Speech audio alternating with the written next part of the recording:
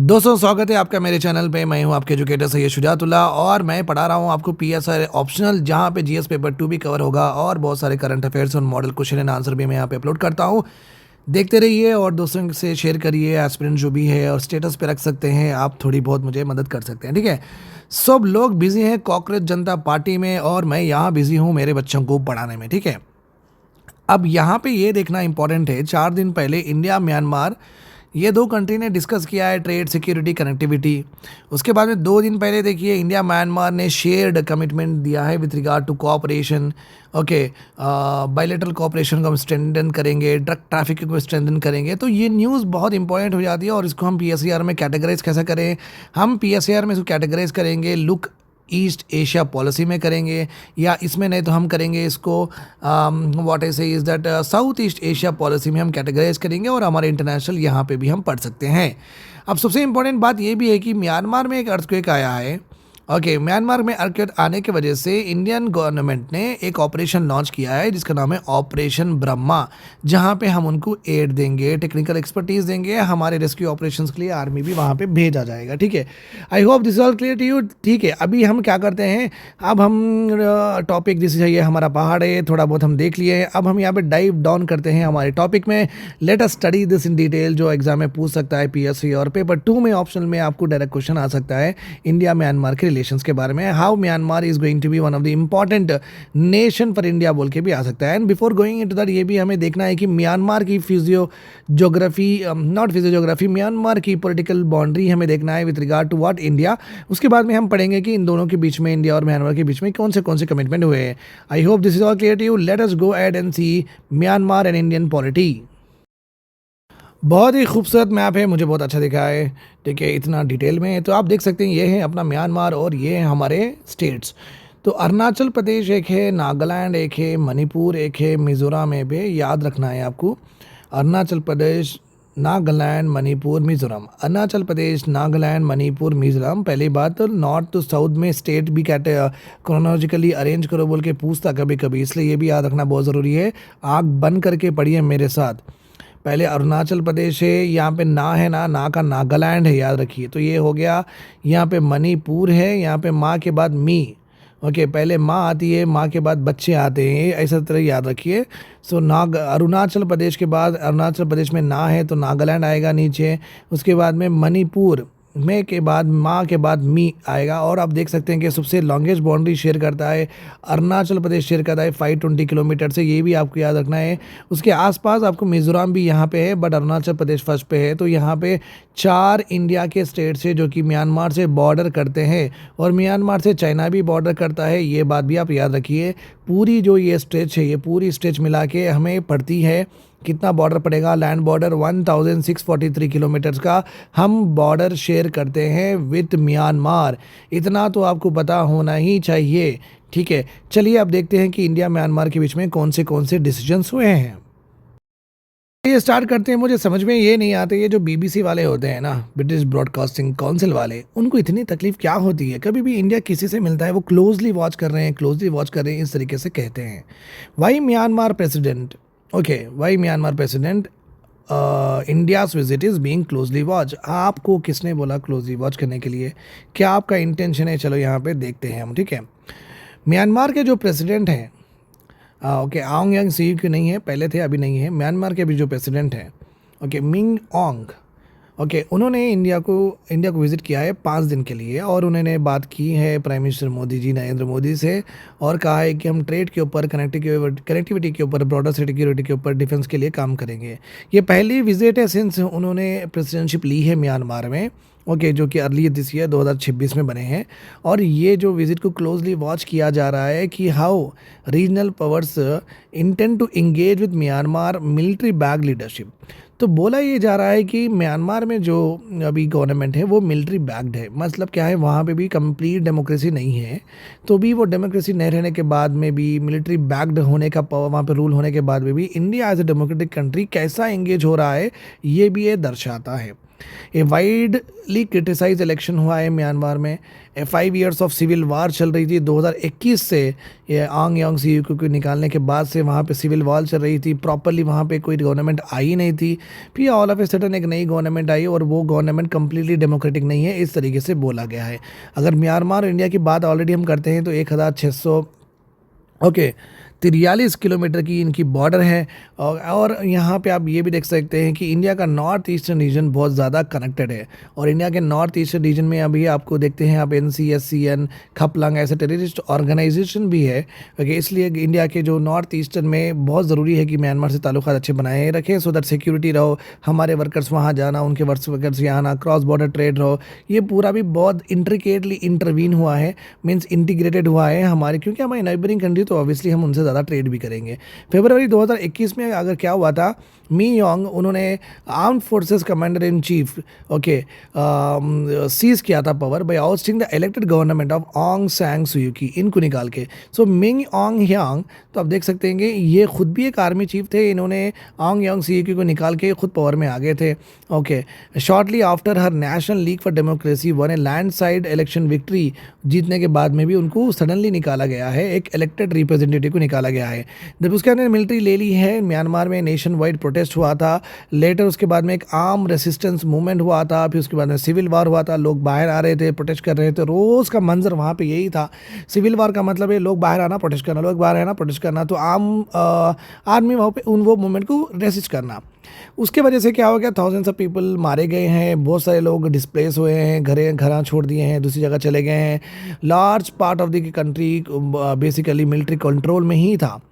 उसके बाद में कॉन्सिक्वेंसेज ऑफ कॉन्फ्लिक्ट ये हुआ कि spilled over the cross the border हुआ है। उसके बाद thousands of people many from Myanmar के जो चिंग एथनिक माइनॉरिटी है वो अपने इंडिया में नॉर्थ ईस्टर्न स्टेट में आके वहाँ पे रेफ्यूज लेना शुरू करें। जिस तरीके से बांग्लादेश से रोहिंग्या आते हैं उसी तरीके north eastern states of Mizoram और मणिपुर में जो म्यांमार की चिंग कम्युनिटी है वो यहाँ पे आके रेफ्यूज लेना शुरू करिए, बिकॉज वहाँ पे सिविल वार बहुत चल रहा है, बहुत सारे लोग मर रहे हैं। म्यांमार ने 2025 में इलेक्शंस कराए हैं और जनवरी 2026 में रिजल्ट आया है और बोला ये जा रहा है कि जो मिलिट्री बैक्ड जो इनकी लीडरशिप है वो विक्ट्री पा ली है पोल्स में। और मेनी अपोजिशन पार्टीज़ को कंटेस्ट करने दिया भी नहीं गया है, बहुत सारे कॉन्फ्लिक्टेड एरियाज में पार्टिसिपेट ही नहीं कर पाए हैं अपोजिशन पार्टीज़। एक इन्हें parliament dominated by military loyalist है यहाँ पे। अब जो भी वहाँ पे है पार्लियामेंट में ऑलमोस्ट लाइक मिलिट्री सपोर्ट करने वाले ही हैं। ये जो अथॉरिटीज़ है presented the vote as a step towards a return to civilian government, but opposition groups ये बोलते हैं कि वेस्टर्न गवर्नमेंट, इंटरनेशनल ऑब्जर्वर्स ये बोलते हैं कि उन्होंने बहुत क्रिटिसाइज़ किया है ये इलेक्शन स्कोर, कहा है कि ये पूरा मिलिट्री बैक्ड है, अपोजिशन को उतना फेयर प्ले नहीं मिला है।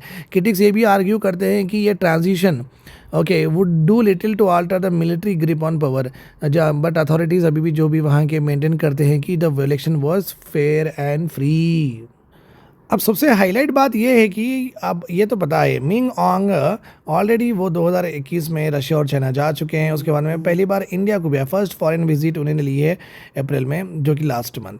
मोदी जी का ऑफिशियल विजिट भी हुआ था, लास्ट टाइम 2017 में हुआ था। आप देख सकते हैं अभी यहाँ पे इन दोनों के बीच में, मोदी जी और मिंग ऑन्ग के बीच में म्यांमार की पॉलिटिकल सिचुएशन को फिर से रीइग्नाइट किया गया है। इंडिया के फॉरेन मिनिस्ट्री विक्रम मिस्री उन्होंने ये भी कहा है मंडे को कि हम अब पॉलिटिकल सिचुएशन वहाँ पे जो भी है बात करना बहुत ज़रूरी है।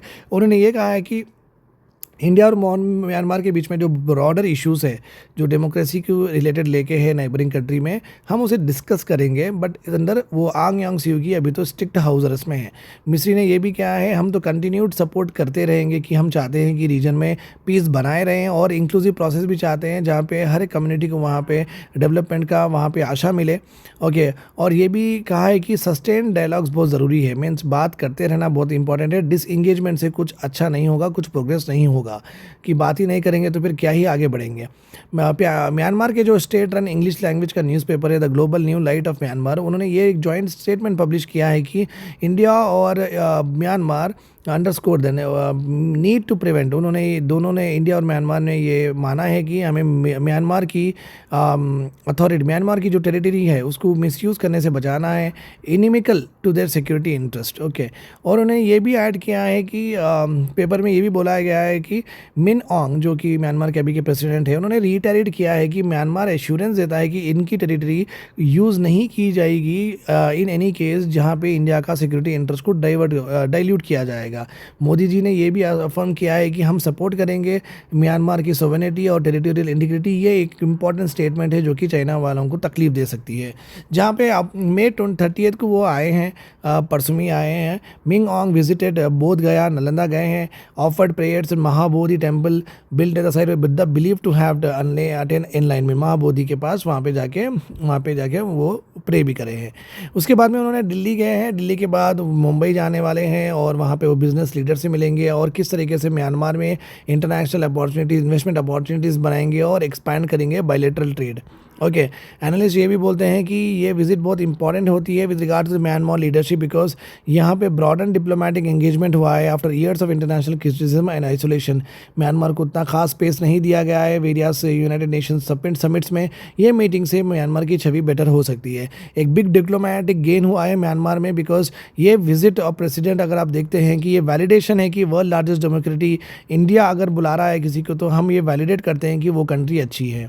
ओके, चलिए अभी हम देखेंगे इंस्टेड ऑफ दैट, अभी हम आगे जाएंगे। हमारी ऑलरेडी मैं बोल चुका हूँ, इंडिया के पास 3 ब्रॉडर इंटरेस्ट है विद रिगार्ड टू म्यांमार। एक तो है कि हम चाहते हैं कि नॉर्थ ईस्टर्न फ्रंटियर जो भी हमारे नॉर्थ ईस्टर्न स्टेट में, वहाँ पे गड़बड़ ना हो, वहाँ पे आराम से हम रह सकें। उसके बाद में एक्ट ईस्ट एशिया जो एशिया पॉलिसी है, जहाँ पे चाइना का ग्रोइंग इन्फ्लुएंस वहाँ पे चाइना जो बढ़ा रहा है, तो अगर हम भी वो कंट्री से बात करेंगे तो हाँ एक बैलेंस वहाँ पे होगा और हेजीमोनी ऑफ चाइना हम डिक्रीज़ कर सकते हैं। ठीक है, अभी हम देखेंगे कि इंडिया और म्यांमार के बीच में अग्रीमेंट्स हुए क्या हैं। सो आप यहाँ पे देख सकते हैं, ये मंडे को दोनों के बीच में अग्रीमेंट हुआ है कि जहाँ पे वो स्ट्रेंथन करेंगे कोऑपरेशन इन स्ट्रैटेजिक सेक्टर्स, जहाँ पे क्रिटिकल मिनरल्स है जो कि अपने टीवी में, मोबाइल फ़ोन में यूज़ होते हैं, उसके बिना ये बन नहीं पाएंगे। रेयर अर्थ एलिमेंट्स है जी, इसके बारे में, क्रिटिकल मिनरल्स और रेयर अर्थ एलिमेंट्स के बारे में यूपीएससी में पूछा गया है। और यहाँ पे ये भी कमिटमेंट दिया गया है एक दूसरे को कि हम डिफेंस में भी एंगेज करेंगे, सिक्योरिटी ऑफ द रीजन में हम वहाँ पे इंश्योर करेंगे, ट्रेड और कनेक्टिविटी के ऊपर भी बात हुई है प्राइम मिनिस्टर मोदी जी और म्यांमार के प्रेसिडेंट के बीच में। ओके, यहाँ पे आप ये भी देख सकते हैं, सो म्यांमार अभी तक लार्जली फोकस किया है ट्रेनिंग में, कैपेसिटी बिल्डिंग में, इंस्टीट्यूशन बिल्डिंग में, इनिशिएटिव्स में। ठीक है, इंडिया से अभी यहाँ पे हाईलाइट किया जा रहा है कि हम कोऑपरेशन इवन करेंगे, जहाँ पे म्यांमार के पर्सनल्स को in the context of United nation peace keeping operations में भी म्यांमार को वहाँ पे इंडिया हेल्प करने वाला है। यहाँ पे सिक्योरिटी कॉपरेशन के बारे में बात हुई है, फिर भी क्योंकि ये जो 1643 किलोमीटर का बॉर्डर है बिटवीन 2 कंट्रीज़, ये बहुत सिक्योरिटी रिलेटेड इंटरेस्ट यहाँ पे ज़्यादा कॉन्फ्लिक्ट होते हैं, बिकॉज वहाँ पे टेररिस्ट ऑर्गेनाइजेशन NCSN खपलांग भी है, इस वजह से वो तो होना ही होना है। ठीक है, बोथ द लीडर्स यहाँ पे ये भी अग्री किए हैं कि हम डीपन करेंगे cooperation with regard to trade होगा आपके साथ, इन्वेस्टमेंट भी हमारे लोग वहाँ पे आपकी कंट्री में करेंगे, कनेक्टिविटी अच्छी बनाए रखेंगे जो कि गुड्स आने जाने के लिए इच होगा, डेवलपमेंट पार्टनरशिप करेंगे, कैपेसिटी बिल्ड करेंगे डिज़ास्टर्स को मैनेज करने के लिए, जिस तरीके से एक इम्पैक्ट हो रहा है डिज़ास्टर्स का, तो आपको कुछ भी अगर ज़रूरत है तो हम वहाँ पे कैपेसिटी बिल्ड करने की हेल्प करेंगे। सिक्योरिटी एंड बॉर्डर मैनेजमेंट बहुत इंपॉर्टेंट है, क्योंकि वहाँ से ही प्रॉब्लम होती है, क्योंकि म्यांमार से भी हमें इंसर्जेंसी आ रही है, चिंग कम्युनिटी की, राइट। गवर्नमेंट ने यह भी कहा है कि हम लॉन्ग स्टैंडिंग हिस्टोरिकल, कल्चरल और पीपल टू पीपल टाइज बनाना चाहते हैं। बोथ साइड्स ने एक्सप्रेस किया है कि हम कमिटमेंट करेंगे जहाँ पे पीस, प्रोग्रेस और प्रॉस्पेरिटी 2 नेशंस को मिले।